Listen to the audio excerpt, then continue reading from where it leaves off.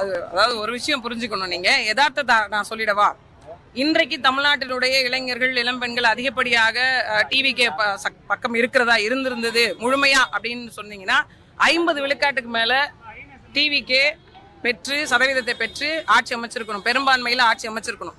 அப்படி ஒரு சூழ்நிலை இல்லை. நீங்க திமுகவும் அண்ணா திமுகவும் வாங்கியிருக்கிற வாக்கு வித்தியாசத்தை நீங்க பாத்தீங்க அப்படின்னா இவங்க வெறும் 35 வாங்கியிருக்காங்க, அவங்க 45க்கு மேல, அதாவது நான் கூட்டணி கட்சி இல்லாம சொல்றேன், 45க்கு மேல வாங்கியிருக்காங்க. யதார்த்த களம் என்ன அப்படின்னா ஒரு சில மாவட்டங்கள்ல டிவிகேவால நிலை பெறவே முடியல. இப்ப நான் இருக்கக்கூடிய டெல்டா மாவட்டத்துல, நாகப்பட்டினம், திருவாரூர், மயிலாடுதுறை மாவட்டத்துல ஒரு இடத்த கூட வெல்ல முடியல. அப்ப என்ன ஆட்டும் பட்சத்துல நிறைய மாவட்டங்கள் இப்படி இருக்கு.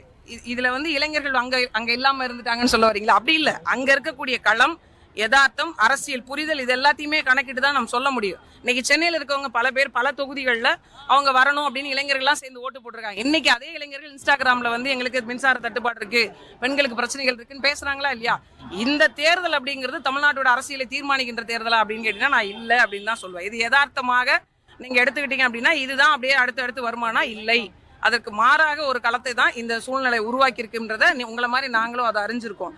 வரக்கூடிய இளைய தலைமுறைக்கு உண்மையிலேயே எல்லாரும் கொள்கை விளக்க பொதுக்கூட்டங்கள் நடத்துவாங்களே, அதிமுக சாதனை விளக்க பொதுக்கூட்டங்களை நடத்தும். ஏற்கனவே இது இளைஞர் தலைமுறைகளுக்கும் கல்வி படித்தவங்களுக்கும் கல்வியில் இருக்கக்கூடிய பயன்பெறக்கூடியவர்களுக்கும் என்ன மாதிரியான வாய்ப்புகளை எல்லாம் செய்திருக்கிறது, வரக்கூடிய காலகட்டத்தில் என்ன மாதிரியான புதுமையான திட்டங்கள் இருக்கு அப்படிங்கிறத உறுதிப்படுத்த இன்னைக்கு பொதுச் செயலாளர்கள் பேசினது பெண்களுக்கான பெரும் வாய்ப்பை உருவாக்கி கொடுப்பதற்கான ஒரு வேலையும் அதிகாரப்பூர்வமாக அவர் அறிவிக்கவும் இருக்கிறார். அப்ப இது போன்ற விஷயங்களை கடத்துவதுதான் எங்களை போன்ற பிள்ளைகளோட வேலை.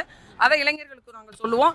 அரசியல் இப்ப கட்சிக்காரர்களுக்கு மட்டும் அரசியல் பயிற்சி பற்ற இல்ல, ஒட்டுமொத்தமாக தமிழ்நாட்டில் யாரெல்லாம் அரசியலை பற்றி புரிதல் வேண்டும் நினைக்கிறாங்களோ எல்லாருக்குமான அரசியல் பயிற்சி பற்றைகள் வழங்குவதற்கான ஏற்பாடுகளும் செய்யப்பட்டிருக்கு. அப்ப புரிந்து கொண்டு நீங்க வாக்கு செலுத்துங்க, அதை நாங்கள் ஏற்றுக்கொள்வோம்.